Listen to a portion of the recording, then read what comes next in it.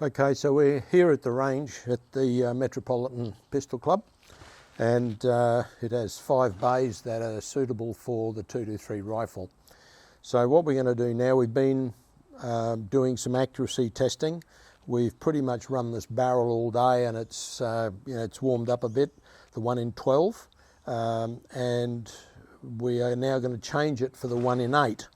So for those who might be interested, and everybody should be, it should be important that you know how, not necessarily to change barrels, but how your gas system works and how it comes apart. So let's just have a look. Keep in mind that the fore end is still our printed fore end, because we're still waiting on the 60-63 alloy front end for this, and things that we've been working with very tight tolerances, with the exception of one area which we'll talk about later. And so let's just get into it, and let's see what's inside this little monster. So the first thing we're going to do is, by the way, the fore end will be held on by a screw into the bottom of the gas block, and one here. There'll be none on the sides. It's playing difficult to get, and of course what does come in handy is a bit of Delrin when you're dealing with plastic parts. And when I printed this, of course, should allow for some shrinkage of plastic, so whereas you won't have that problem with the alloy one. So let's look at this now. So here we have the 1 in 12 twist barrel. Here's the gas block. So there's obviously a hole in the barrel at the top, comes up into the gas block, and then here's your moving parts, your piston. Okay, so we've got it as basically a 3-part system, so that we can take it apart with a little bit of without taking the gas block off if we want to, but it's a lot easier if we do. But we've got to change the barrel. So the barrel is held in with 4 screws here, and one as a cross bolt in underneath. So we're going to have to pretty much take the gun apart, and let's see how that's done. We'll start with the gas system, Now this one is done with a couple of held in American style with the grub screws into slots, pre-drilled slots in the barrel. All we've got to do is get that to fit, and that'd be nice. There we go.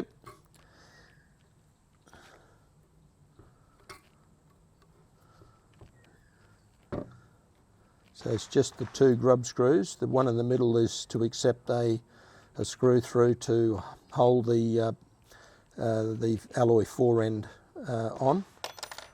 So now that we've slipped that loose, this again should come out, but bit of Delrin helps. There we go. Because obviously it's been going all morning, so there's been a fair bit of pressure build up there. And you'll see, I'll try, and it's really hard to hold this, but you can see that there's 3 parts there. You pull that middle part out, and the gas rod should slide out, and you don't necessarily have to take that all the way off. But we do have to now, because we're going to the 1 in 8 barrel, which has a larger diameter, and we need a different gas block. When we have the final production models, they will all have the same gas block, because you won't have the step down in the 1 in 12 if that's the gun you choose. And just looking at this here, this is where you can adjust your gas. So you've got a nut that locks it off, and that screw, as you wind out, lets more gas through. And what we found this morning is that we set this up with a particular brand of ammunition. I think it was ADI, and when we screwed it out to the point where it was functioning flawlessly, and then we got to the point where the other brands, 3 out of 5, 4 out of 5, and 1 would not cycle properly. because they didn't have enough gas. So that just comes with the variation in commercial ammunition. And the beauty about having it as an adjustable, once you decide on which ammo you're going to use, you adjust it to that and away you go. There's no point opening it all the way up so it chews everything, because you're just letting way too much gas through and putting pressure on all areas that it's not necessary. So when you find the one you want to use, adjust your gas and then it'll perform flawlessly at that level. Okay, so I'll just go back to what I said before. You'll see that the match grade barrel retains the diameter all the way through, and when I put it next to the standard, what we call the standard barrel, you would think, oh, it's going to be way too heavy, but in fact that barrel is 40 grams lighter. Even with all this missing, the flutes have taken that much metal out, and of course it allows for better cooling. So we've sort of decided that this is the best way to go. Now,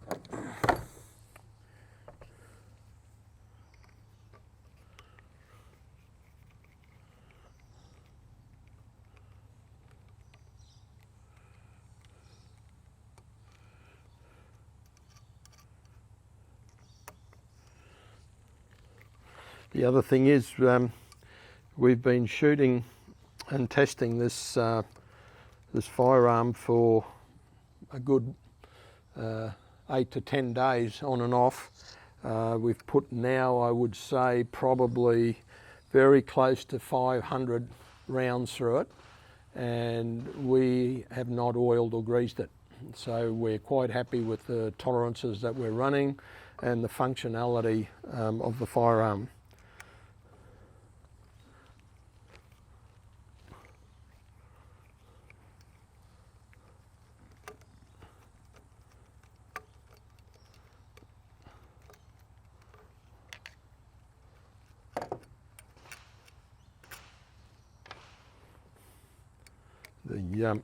These steel screws, they're going into the receiver, which is 7075 alloy, which is the top aircraft grade. And we've gone that way because all the screws that hold the thing together actually go into that alloy, and makes it absolutely, I mean, really strong. You won't go, unless you sort of think you're you know, old Tarzan, it'll be difficult to, you know, try and strip with the steel screws. So, but of course we'll give you torque settings at the time, and that'll help make sure that that's right.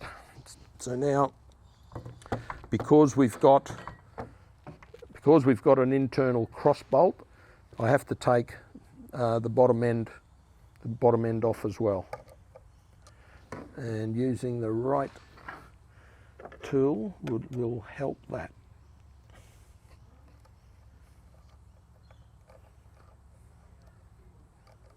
And obviously from a cleaning point of view, you won't be changing the barrel that often, obviously, because you most likely only have the one barrel. So just taking the bottom end will come off without touching anything else. Once those four front screws are taken out.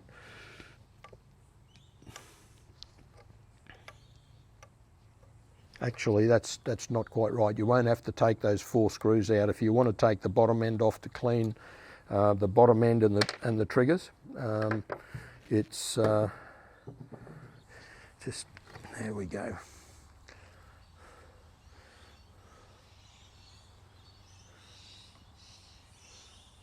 On that, we can't make that bottom screw in an angle, so we don't have to take that off. Been thinking about that, but there is a reason why we haven't. But I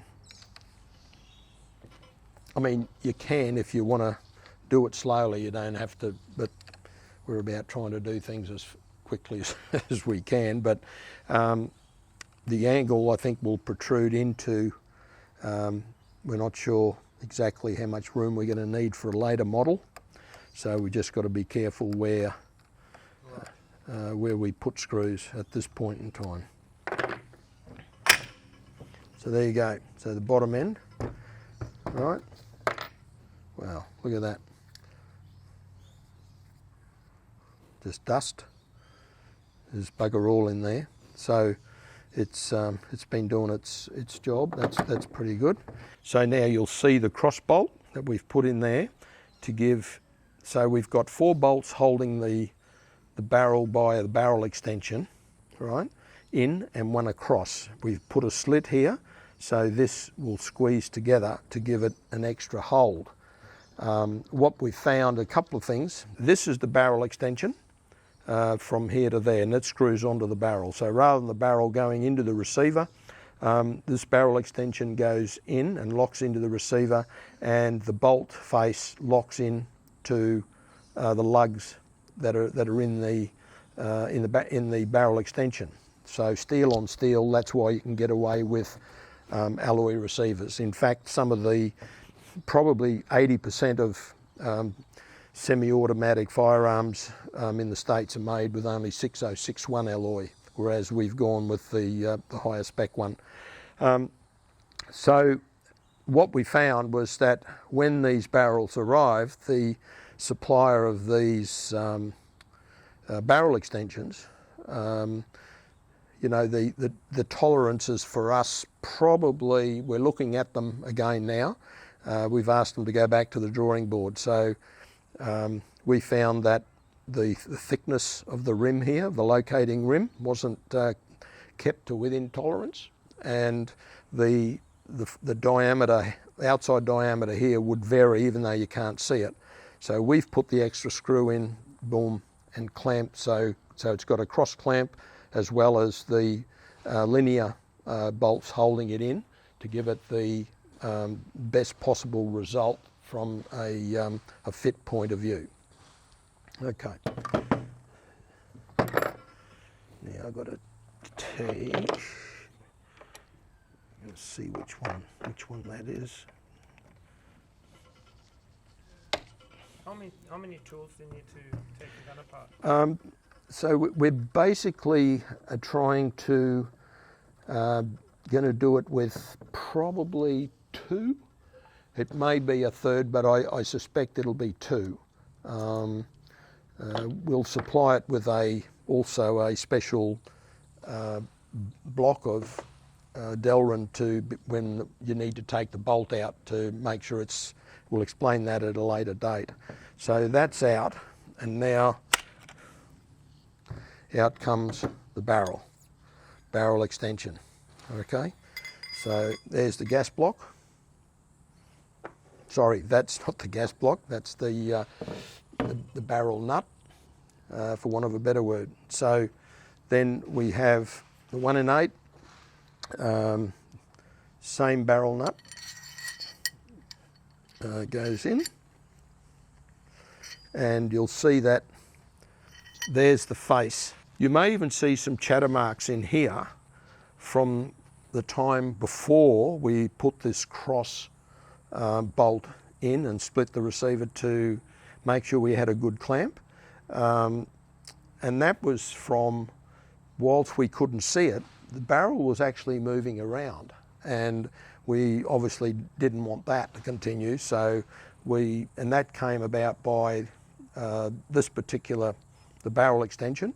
So now that we've got 4 screws in the barrel nut, and in the barrel block, and 1 across, we've got a really good purchase on the barrel. So we can now just put that,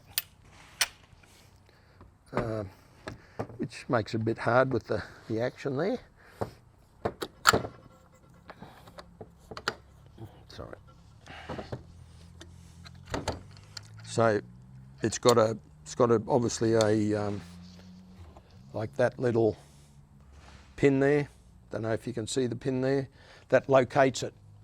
All right. So once that's located in and that's gone all the way through, we're in business. So a bit of Delrin won't hurt the alloy, and it's in place, right?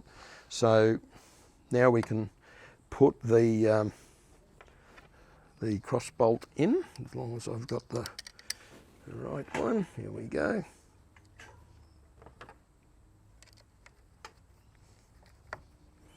So just hold it in if you've got the bolt still in there. Some of you might like to take, have a look at that. That's been running, it's had dust and crap and a little bit of grease in there from when we took some of the alloy out where it was rubbing, and that's the only bit of goo it's had, which was about a month ago when it won't be a month ago, it'll be about a couple of weeks ago.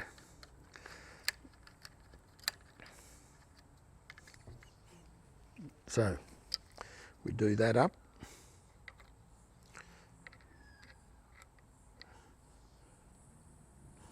So the other thing we had to do was, that was probably a bit premature. What we'll do is put the other 4 in first, and I'll explain why.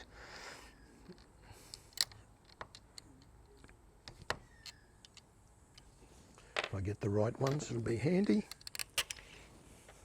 Getting old is no fun.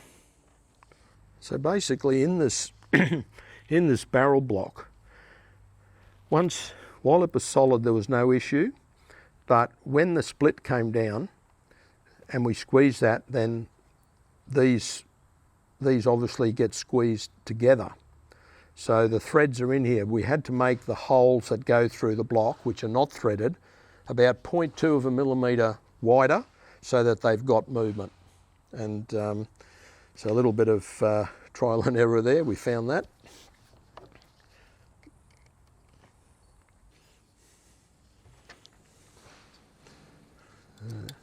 And what you can also see is, you'll probably just notice there's another slot in here when we were only running with 3 screws into the receiver, but we elected for the 4th.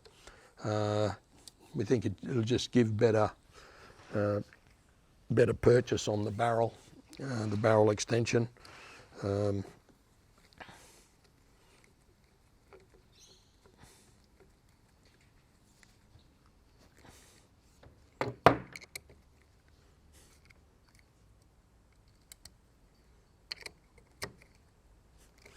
Right, and that's it. And then we can go around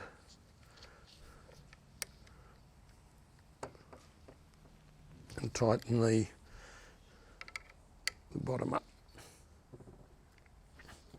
Put the bottom end,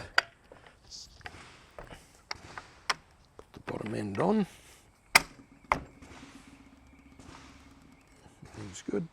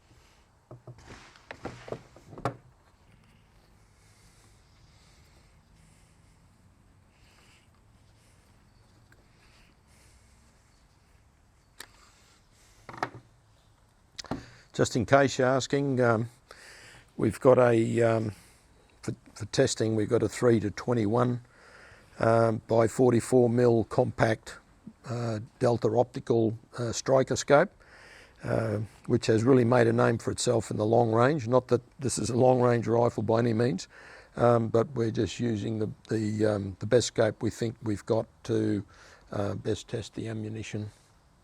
Yeah, go ahead. So we've got the gas piston that we can put back into the top hole here through the barrel.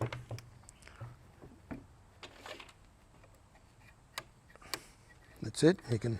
So what we've done is made it a length so when it's in the gas block, it's actually sitting right up against the bolt carrier. It's not coming back and slamming. It's meant to just push it and give it a bit of a kick along, and then the weight of the bolt carrier gets momentum, inertia up, and away it goes. And you'll notice that before we used some grub screws to go in and hold into located holes in the barrel. That won't be the case. We'll be using these big 5mm screws to actually clamp it, which has got like 10 times the amount of force. And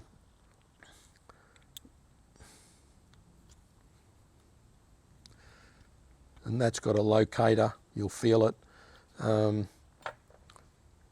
That'll hold that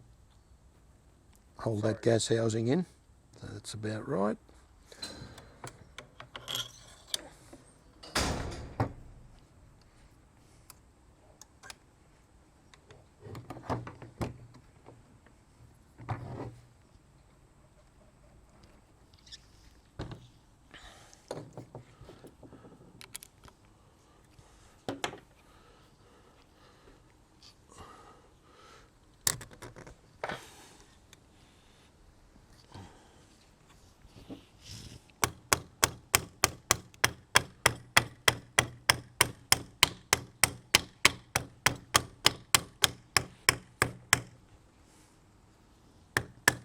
There is a shoulder here that it stops against, so it's a good thing. Just sure it's got a fair alignment, and we do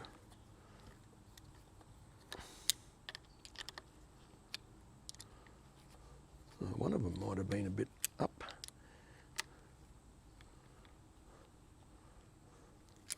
So it doesn't need a lot to get major clamping force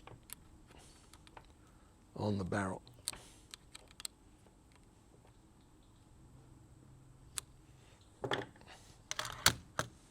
Very good. Okay. And that's the full length of travel, really.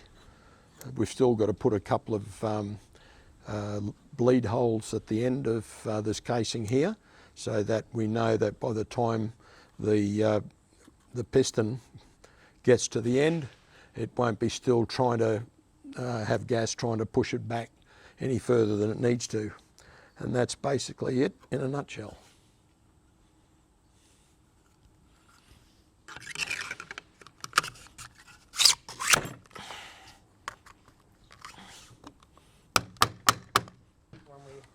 Yep. Did the testing, so you just gotta whack it. Yeah, almost there. Just whack it. She's down and home, and that's it. Okay. Whew. Next.